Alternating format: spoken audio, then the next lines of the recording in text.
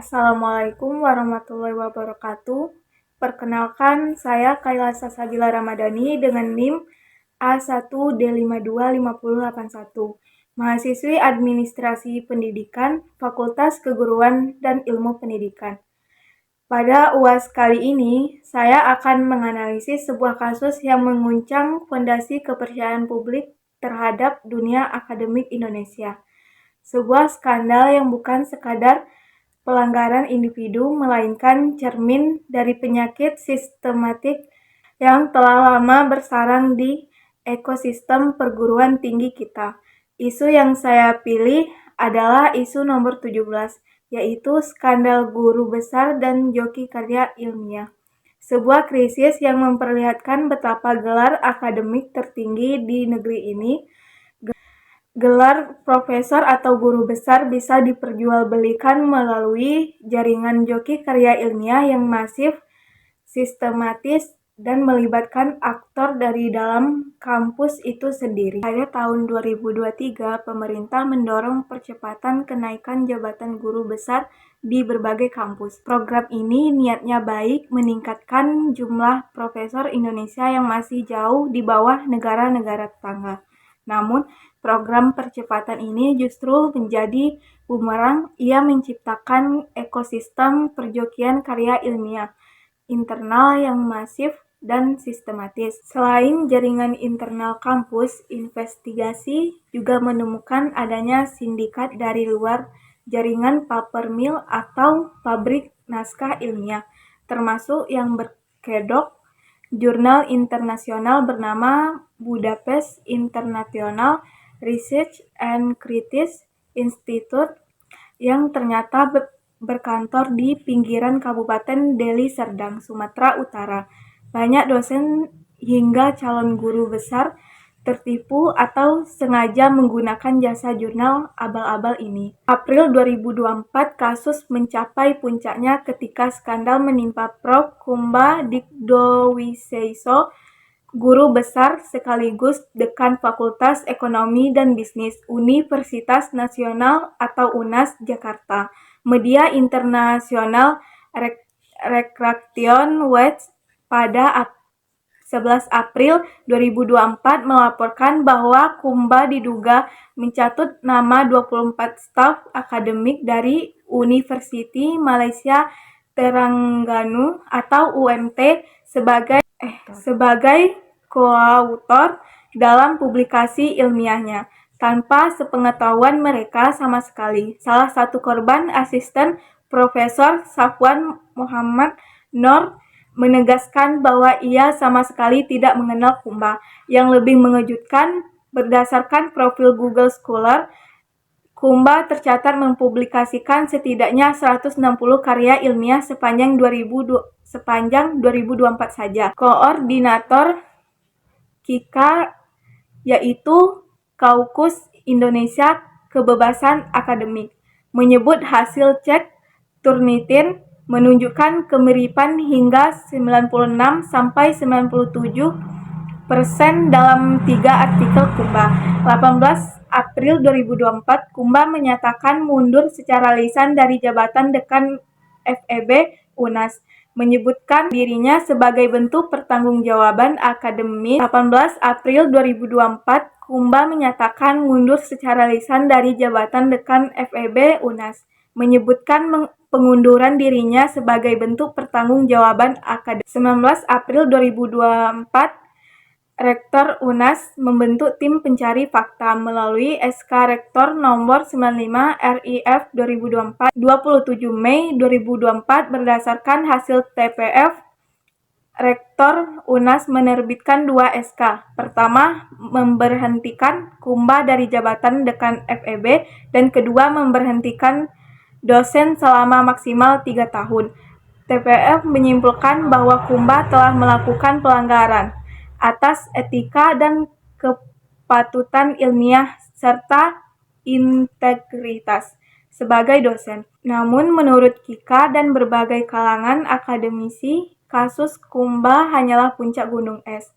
Ketua Dewan Profesor Universitas Padjadjaran Arif Ansori Yusuf, bahkan guru besar Universitas Syekh Kuala Samsul Rizal, mengakui adanya keengganan di kalangan akademisi untuk membicarakan pelanggaran integritas akademik kolega mereka secara terang-terangan kepada publik. Ini adalah kegagalan komunikasi internal yang serius ketika sebuah organisasi menciptakan iklim di mana pelanggaran etis tidak bisa dilaporkan secara aman. Maka pelanggaran itu akan terus berkembang dalam kegelapan, bermetastasis menjadi budaya korup yang sistemik. Komunikasi organisasi yang sehat mensyaratkan adanya saluran whistleblowing yang aman, efektif, dan terlindungi. Tidak adanya mekanisme ini di kampus-kampus Indonesia adalah salah satu akar dari skandal ini. Teori kedua, distorsi pesan dan kegagalan komunikasi vertikal. Teori komunikasi vertikal dalam organisasi menekankan pentingnya arus informasi yang akurat antara tingkatan hierarki, baik dari atas ke bawah maupun dari bawah ke atas. Dalam kasus ini terjadi kegagalan komunikasi vertikal yang berlapis. Komunikasi downward yang distorsif, kebijakan percepatan guru besar. Dari Kemendikbud Ristek terjemahkan oleh pimpinan kampus bukan sebagai dorongan untuk meningkatkan kualitas riset, melainkan sebagai target kuantitatif yang harus dipenuhi dengan cara apapun. Pesan kebijakan yang seharusnya mendorong integritas justru terdistorsi menjadi tekanan produktivitas yang mendorong kecurangan.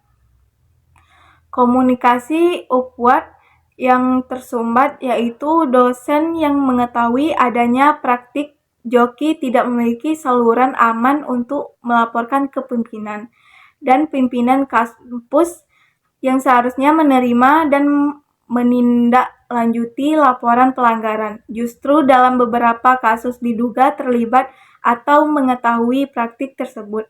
Akibatnya, ketika skandal akhirnya meledak di ruang publik melalui media massa, bukan melalui mekanisme internal kampus, itu membuktikan bahwa sistem komunikasi vertikal di dalam institusi pendidikan tinggi kita telah gagal total. Teori ketiga yaitu iklim komunikasi defensif dan budaya organisasi beracun Jack R. Gibb 1961.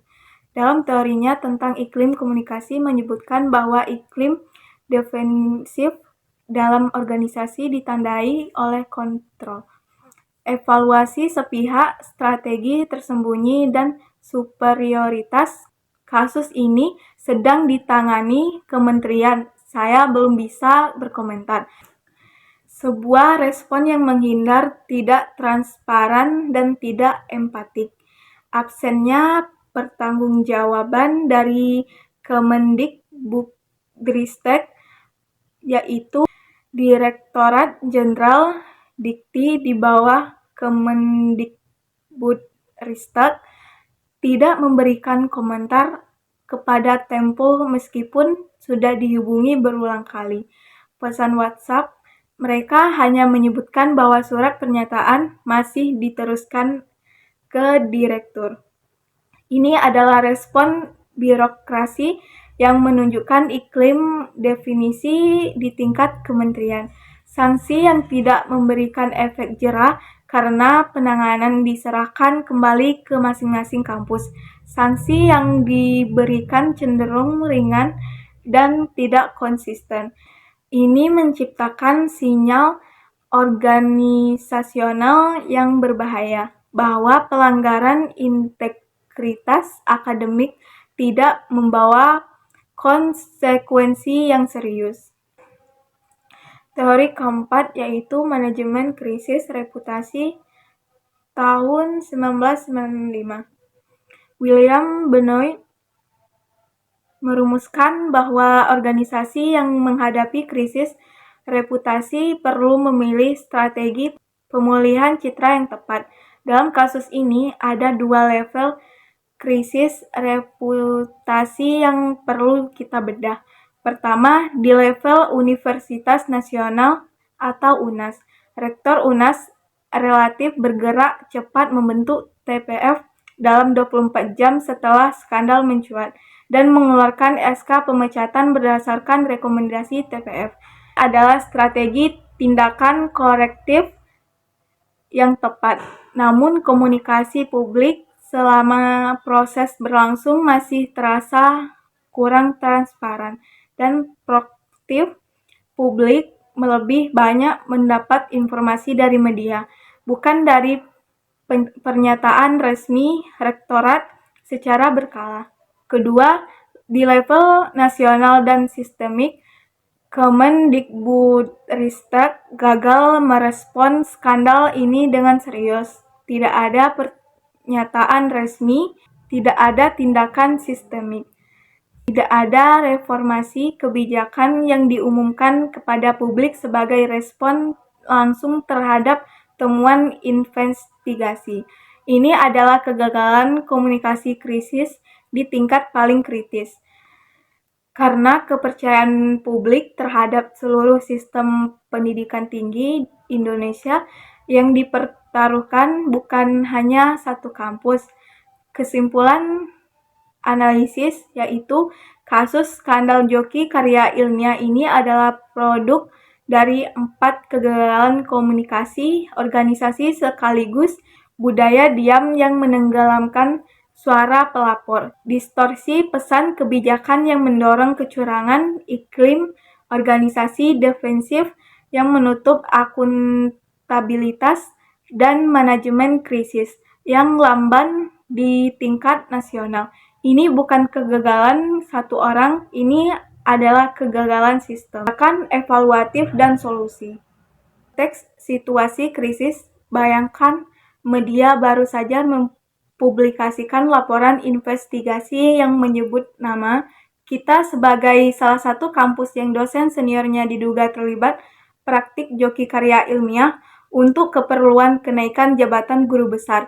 Wartawan sudah menunggu di depan gedung rektorat, mahasiswa bertanya di media sosial, alumni merasa malu, kepercayaan publik terhadap gelar-gelar yang terlibatkan kampus kita sedang dipertanyakan. Sebagai wakil rektor bidang akademik, saya harus mengambil kendali komunikasi. Sekarang inilah pernyataan resmi yang saya sampaikan. Resmi Rektorat Bidang Akademik dan Kemahasiswaan. Tanggal 22 Mei tahun 2016. Kepada seluruh sivitas akademika, alumni, mitra institusi, dan masyarakat Indonesia yang terhormat. Kami pimpinan menyampaikan pernyataan resmi terkait pemberitaan mengenai dugaan praktik pelanggaran integritas akademik yang melibatkan nama institusi kami. Pertama, kami menyatakan komitmen kami terhadap kebenaran integritas akademik adalah fondasi dari segala sesuatu yang kami bangun di universitas ini. Gelar penelitian dan reputasi kami tidak memiliki nilai jika tidak berdiri di atas kejujuran ilmiah. Oleh karena itu, kami tidak akan menutupi, menghalangi, atau meremehkan laporan apapun yang berkaitan dengan dugaan pelanggaran integritas di institusi kami. Kedua, langkah investigasi kami meminta maaf dan berkomitmen untuk berubah jika investigasi membuktikan adanya pelanggaran. Kami berkomitmen memberikan sanksi akademik dan administratif yang tegas dan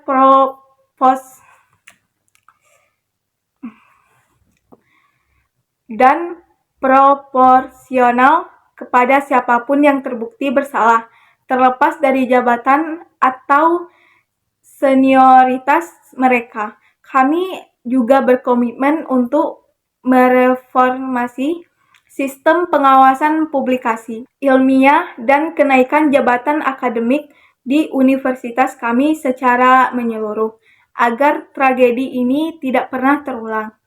Keempat, kami membuka saluran pengaduan yang aman. Mulai hari ini, kami membuka saluran pelaporan integritas akademik yang terlindungi, kerahasiaannya dapat diakses oleh seluruh dosen, mahasiswa, dan tenaga kependidikan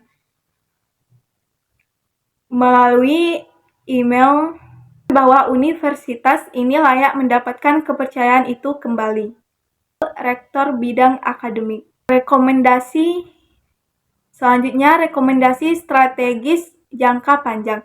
Selain holding statement di atas, ada 3 rekomendasi strategis jangka panjang yang harus diterapkan secara nasional untuk memutus rantai skandal ini. 1.